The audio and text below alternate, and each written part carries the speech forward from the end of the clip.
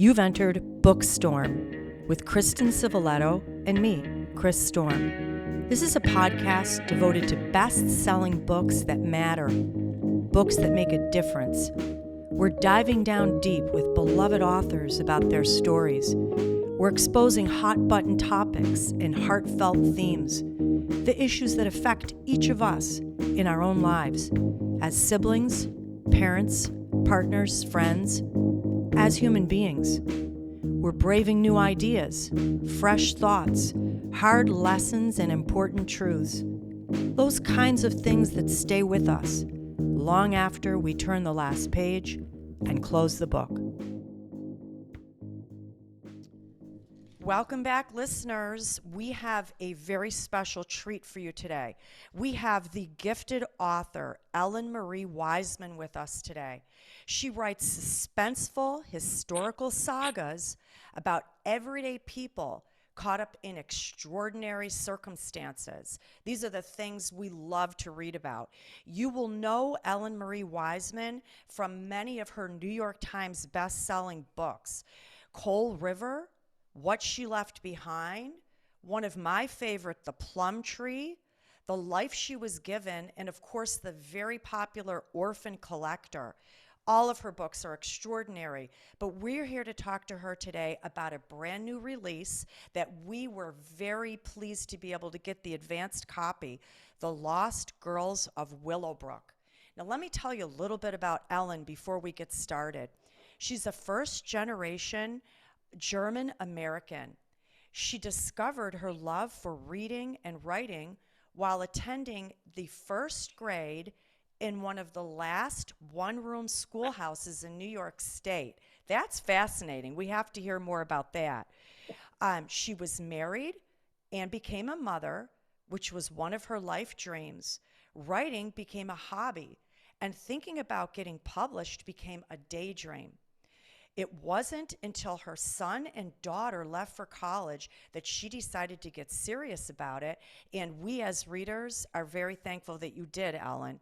Thank you. Her books are now sold and have been translated into 20 languages. Her books can be found all around the world. I want to give a little acknowledgement for the awards and accolades that you have received.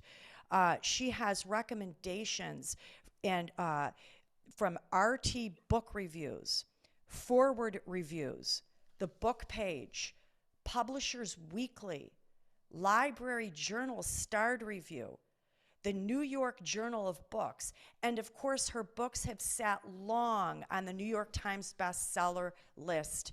Very well deserved. Just want to give one quote about your writing from RT Book Reviews.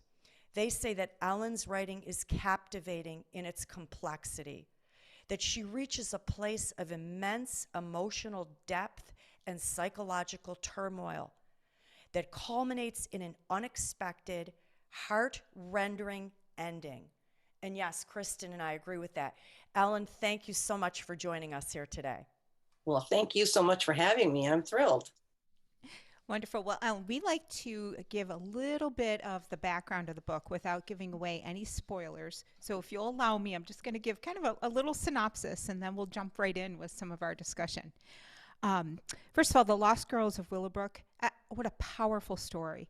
And it's really about social injustice, survival, and a young woman who is determined to find her twin sister.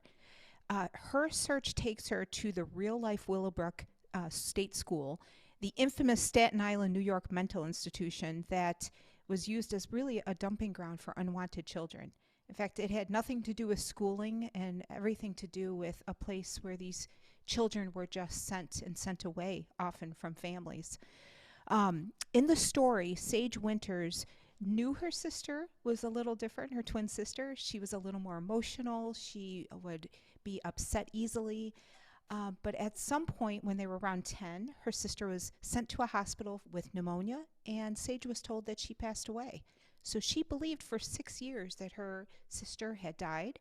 She learns a terrible secret after her mother passes away, and that is that her sister is indeed alive and is at the Willowbrook State School.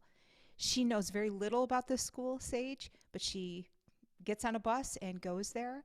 She had heard mysterious stories and whisperings, but beyond that, she didn't know too much. She learns when she gets there things that change her life. And again, I don't want to give away too many secrets. I'll kind of leave that to you, what you want to disclose. Okay. But what an incredible story, because she is fundamentally changed from the inside out. So with that, are we ready to brave the storm? We sure are. We can't wait to talk to Ellen. We've been so longing to dive down deep into this unbelievable book. And first, I want to say thank you to this author, because she has called attention not only to this historical truth, but even opening our eyes today to the neglect and abuse of people with special needs. The abuse in your story at Willowbrook is an example of people with special needs being disregarded, demeaned, cast away, both physically and mentally.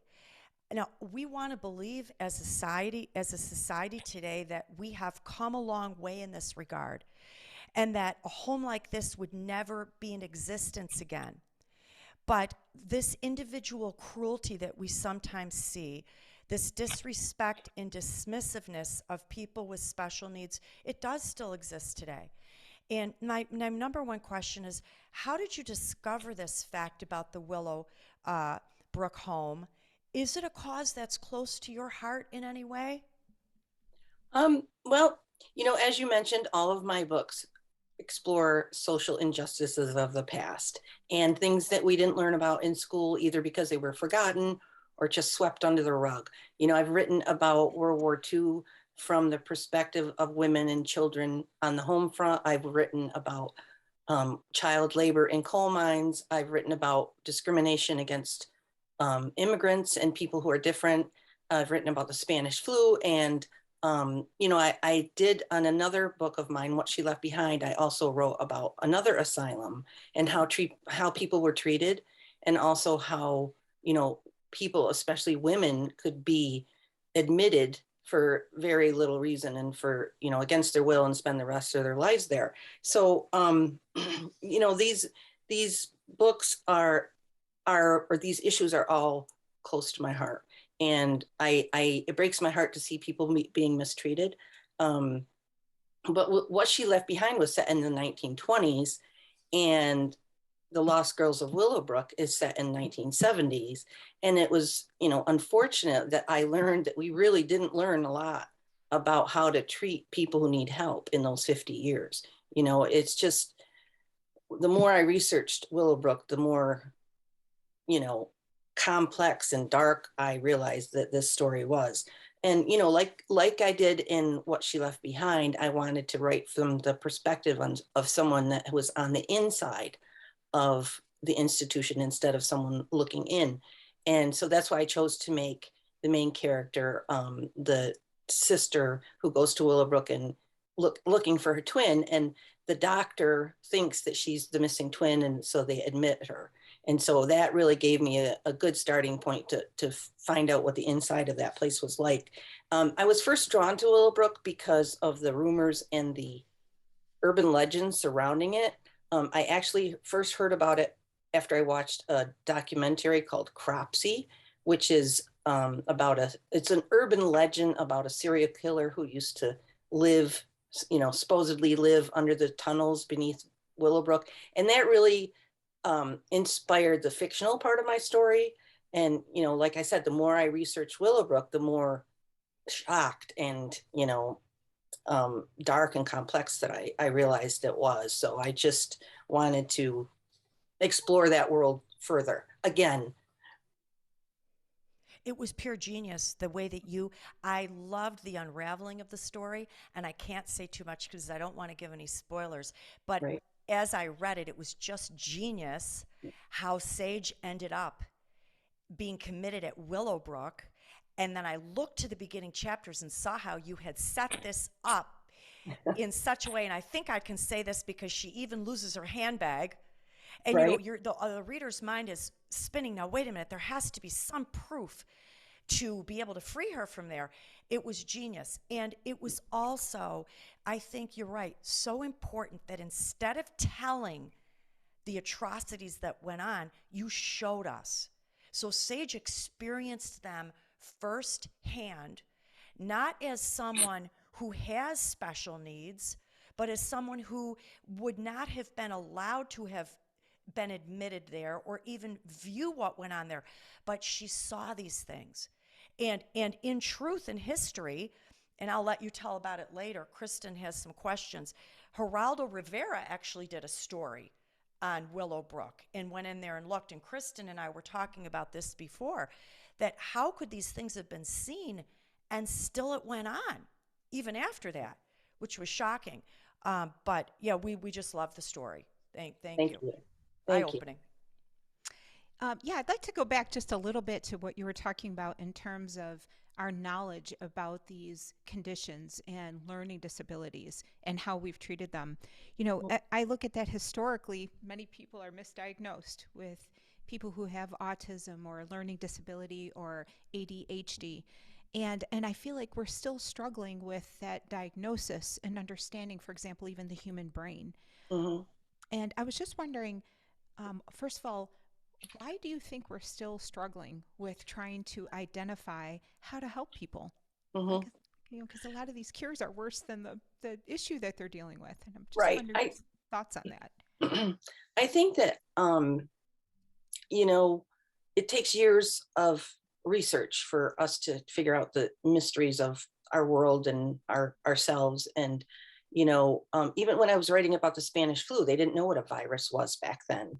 And they, I think that I just recently read that as recently as 1875, they didn't understand human conception. They thought that, they knew that if people had sex, they would have a baby sometimes, but it was because of God or something, and we used to think that bloodletting was a way to cure disease. And if someone had mental illness, we would think that they were a witch or something.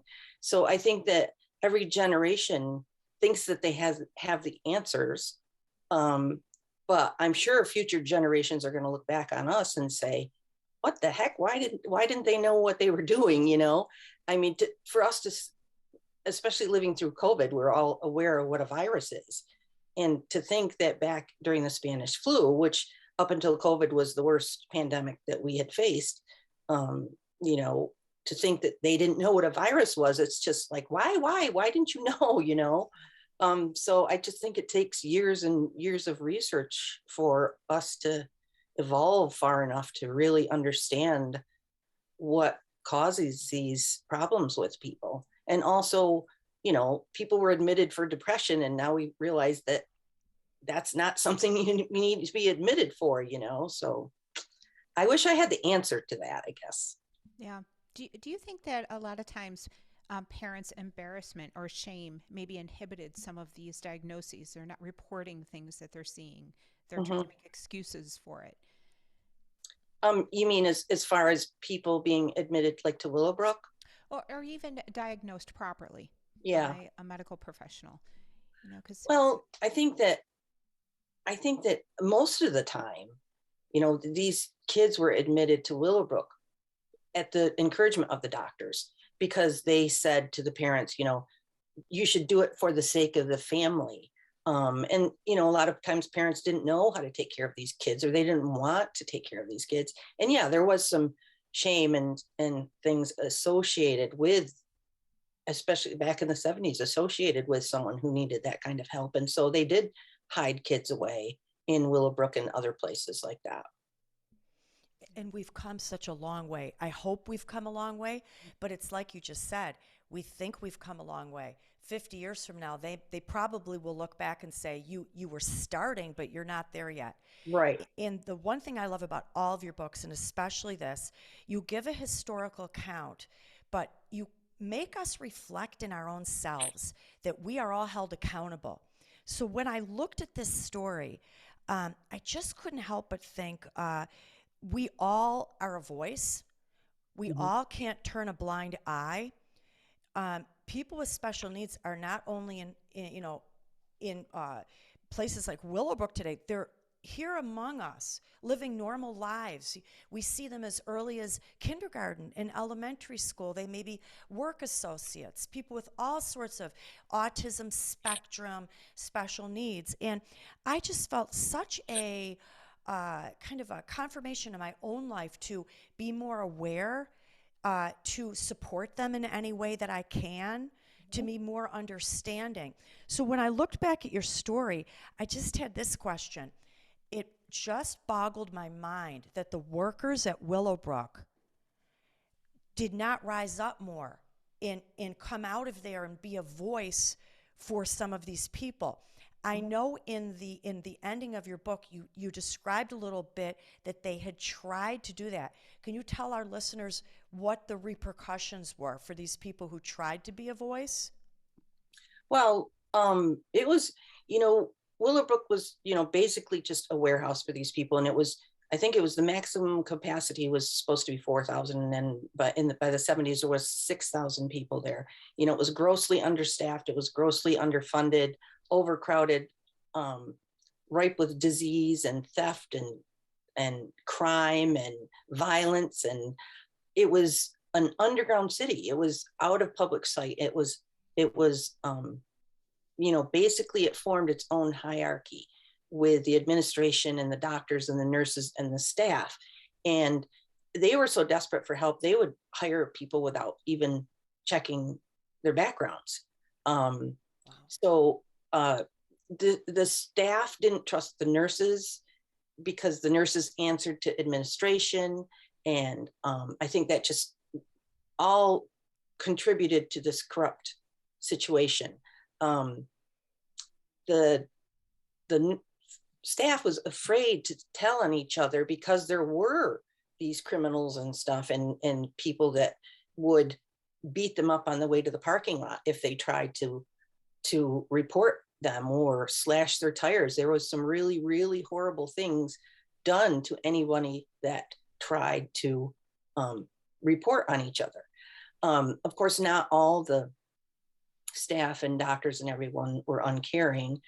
There was reports of some of the staff using their own money to buy clothes and deodorant and soap for the residents. And also there was quite a few doctors that, well, not quite a few, but there were some doctors that, risked everything trying to change the situation. And they got punished by the administration, for just trying to get normal, everyday, like regular thread for sutures instead of upholstery thread and just things like that, so they would get punished by having them sent to one of the worst houses or, but, and of course there was, I've actually talked to him on the phone. It's Dr. Bronston. He was one of the authors of a couple of the books that I use for research. And he is still championing and trying really hard to fight against institutionalization.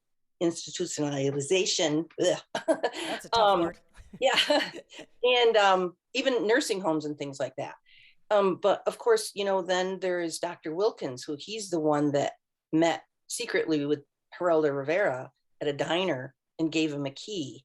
And he was fired because he was trying to change things, but he still had these keys. So he gave this key to Geraldo Rivera, who took the key and took a film crew into House 6. And, he filmed those inhumane conditions and he ran that story that same night because he was so afraid that somebody would put a stop to it because he was there, he had broken in.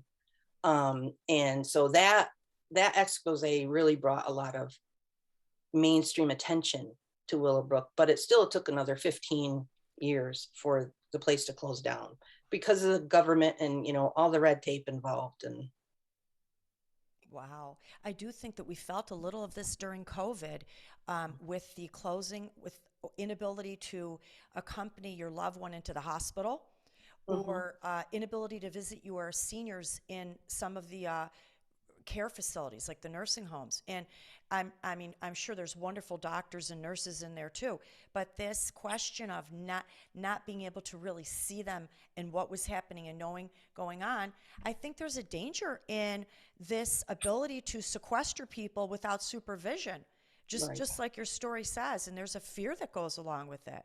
Mhm. It's just a great story. Thank you for bringing it to our attention. Really Well, thank wonderful you. story. That was so important what you were just talking about a second ago, Chris and Ellen, where, there is a cost to standing up, isn't there? Like you mentioned that the one doctor lost his job. There's a Hmm. financial cost, there's that emotional cost. That's really significant. In fact, I see too where Geraldo Rivera coming along, that's almost the function of the press, is to shine a light on these injustices so Right. that hopefully there's change, right? That's Yes. Hmm. Yes. That's very interesting. Well, I had one more question. There was a lot of secrecy, obviously, surrounding people who were institutionalized at Willowbrook.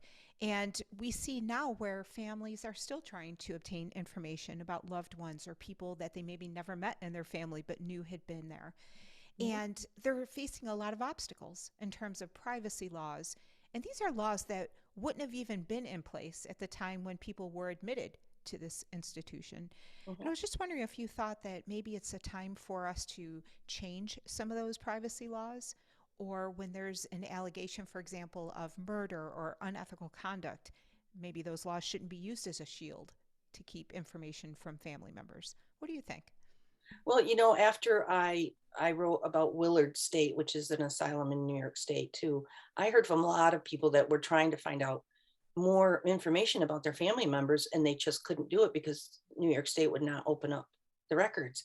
And I think that, once people have passed away, that, the family should have access to these records. And, maybe there needs to be different um, rules for people who can't advocate for themselves. People that are institutionalized and stuff, maybe there needs to be some kind of rule that, a family member can have more access to, but then when they were in Willowbrook, the parents were not even allowed inside the wards or anything. They would bring the patients out to the waiting room or whatever. So there is a lot of, and I think that in certain instances, especially like you said, like crime or murder or violations, that these records should be more open, so that, you know there was a lot of things that happened because of this privacy laws, and not people finding out the truth. Yeah, I agree. And, I was trying to weigh that in my mind because I'm sure there are family members who maybe want to keep things secret. Maybe they gave up a child that they don't want other people to know. Hmm. But this is a balancing, when we have people's interests or maybe having some closure may outweigh that Right. temporary embarrassment maybe somebody would feel. Right. Yeah, I think that, especially like us talking about it right now. And I think that people are more willing to talk about these family members and things from the past because it's become more known that these people were treated badly and that maybe they were admitted for when they shouldn't have been. So I think it's maybe become more acceptable for everyone to talk about it. Yeah, I agree. Absolutely. Even from the time when I was young and was in kindergarten and first grade, I remember there were children, now hindsight looking back, that probably had a simple diagnosis like ADHD, but we didn't know about it back then. So we've come a long way even from then. And I think we're both mothers, and we've seen where our kids have maybe not struggled with illnesses per se or special needs, but difficulties. And we're more open to take a look at our own kids and say, get help for them in some way, whatever they need. But I want to add for our readers that, because we're talking about a lot of very difficult topics here, but this book by Ellen Marie Wiseman also gives a lot of hope. And it culminates in the end with good does triumph over evil. And you show us such strong, righteous characters that have such a will for truth to come out in the end, that when you're done with this book, there's some rejoicing that goes on too. And so we come a little bit full circle, which as a reader, we like to see a little good news in there too. So thank you for that. Yeah, I You, like to have, semi-happy endings, and I'm really fascinated with the resiliency of the human spirit. So I like to see people triumph for the most part in the end. yes, absolutely. People banding together too. There was a lot of camaraderie and secret, unusual friendships that happened in this book that carried people, and that just warms your heart as well. Yeah. So, Ellen, can you tell us what is on your radar? What are you working on now? Could you give us any clues? Yeah, I'm working on a book about eugenics in America. Wow. Is That's really it's really very shocking when you look back and see some of the things that were done in the name of, building the master race in America, and how Nazi Germany actually picked up a lot of our ideas and used them to the extreme, obviously. boy, does that sound fascinating too? And That's timely. That's going to fall in line with all the other New York Times bestsellers that you've given us, and we thank you as readers for opening our eyes to history and fact, but weaving a little tale that we can all relate to. Thank you for that. Well, So I thank want to you. say to my readers, you can connect with Ellen Marie Wiseman, and you're going to want to. You can follow her on Facebook, Twitter, Instagram, Pinterest, and BookBub. Thank you, Ellen. Thank you for joining us. You can log off. We're going to stay chatting a little bit. It was a pleasure meeting you. All right. Thank you. Thank you so much for having me and for reading my books. Can't wait to see what Wonderful. you have next. Thank you.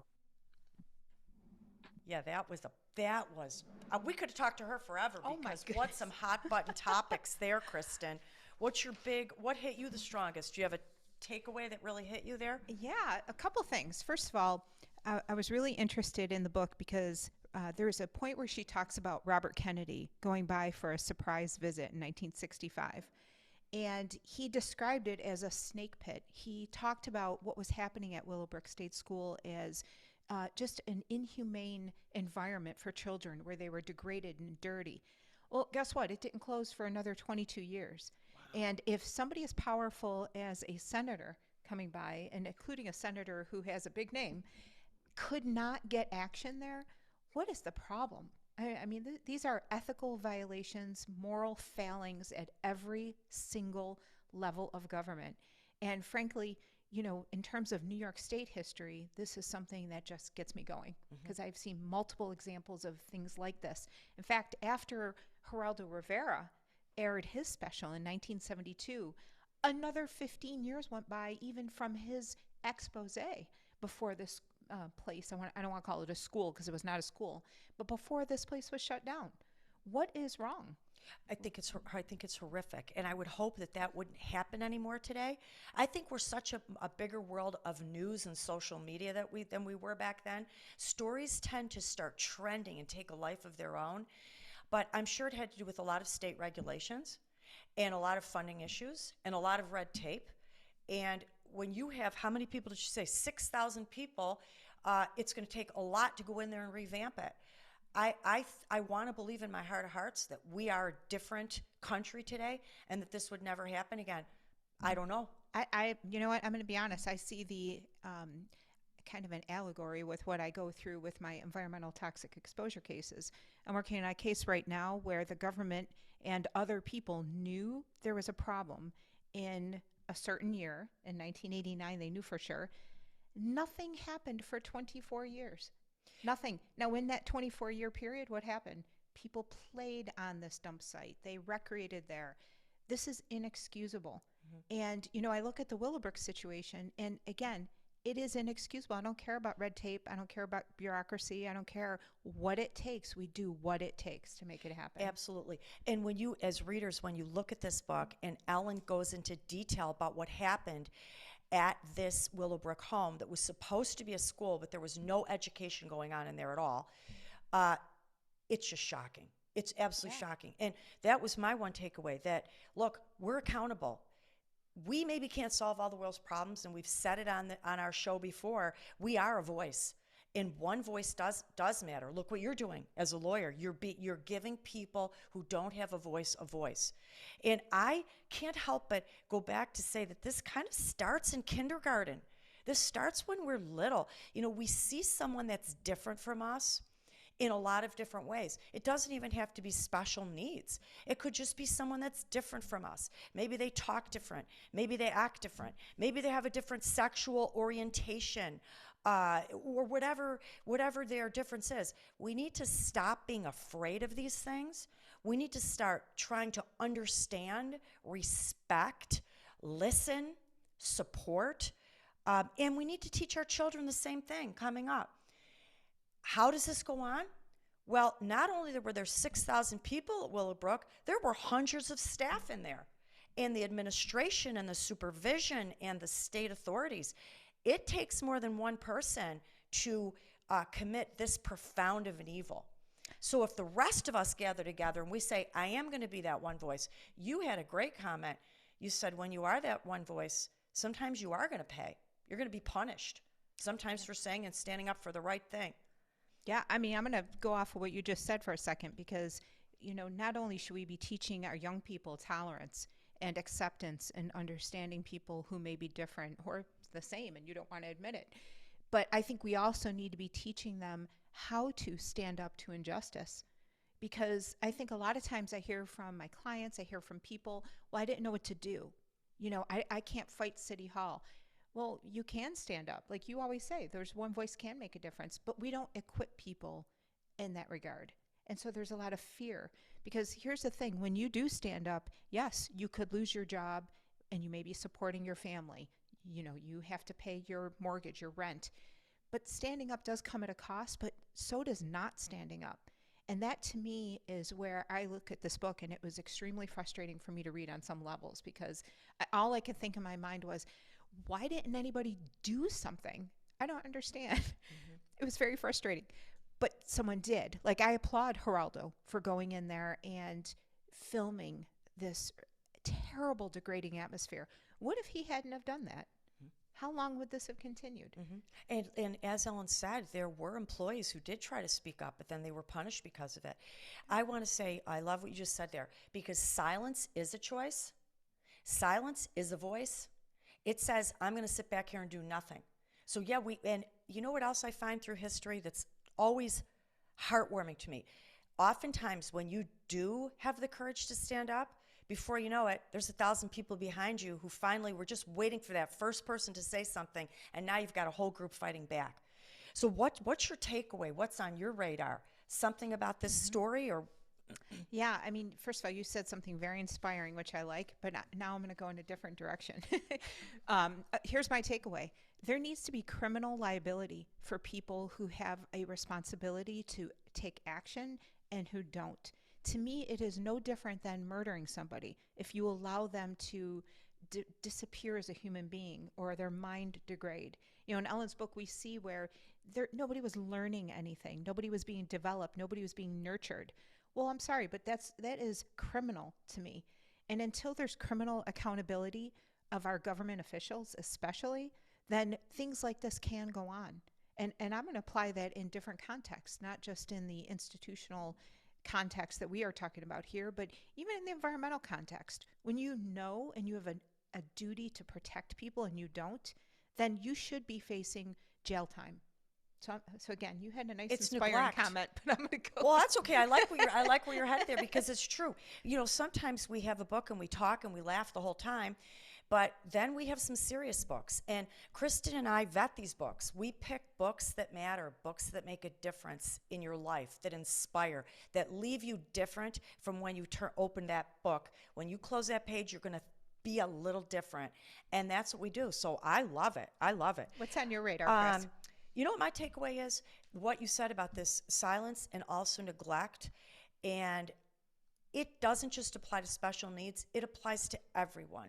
People who are being rejected, people who are being excluded or demeaned or belittled, maybe because they don't see things the way that we see things. I think that we should be a generation today that allows everyone their voice, whether we agree with them or not, and that we should be allowed to listen. And not that we have to change our mind, but you know what? Let's consider sometimes we can change our mind about things. That's a healthy perspective. That's my takeaway. It's good. So let me just close by saying we're thrilled that you joined us again today. I know that you probably heard it, but we're excited to say that BOOKSTORM podcast is in 17 countries, almost 50 states, and 175 cities. Wow. Before we leave, we have to say a thank you to our sound engineer, the Mr. Mark Carey. We don't know where we'd be without him. Mark, come and say hi and give us a little word of wisdom. What do you have for us today? Well, Hello. I would just have to tell everybody that the trick is to fall 7 times and get up 8. Okay, we like that. And Mark, that falls in line with this book. So you see some injustice done, be a voice. Nothing happens, be another voice. Go and if all else, call Kristen. Maybe she'll represent you. All right, so thanks so much, and stay tuned on our radar because we're going to leave you with a few storm predictions to pique your interest, or maybe you want to read ahead. We've got Francine Rivers and The Lady's Mine, Paula McLean, When the Stars Go Dark, Nina de Gramont, The Christie Affair, Charmaine Wilkerson, Black Cake, and we have some special things in the works that we can't announce yet, but you're going to be super excited about.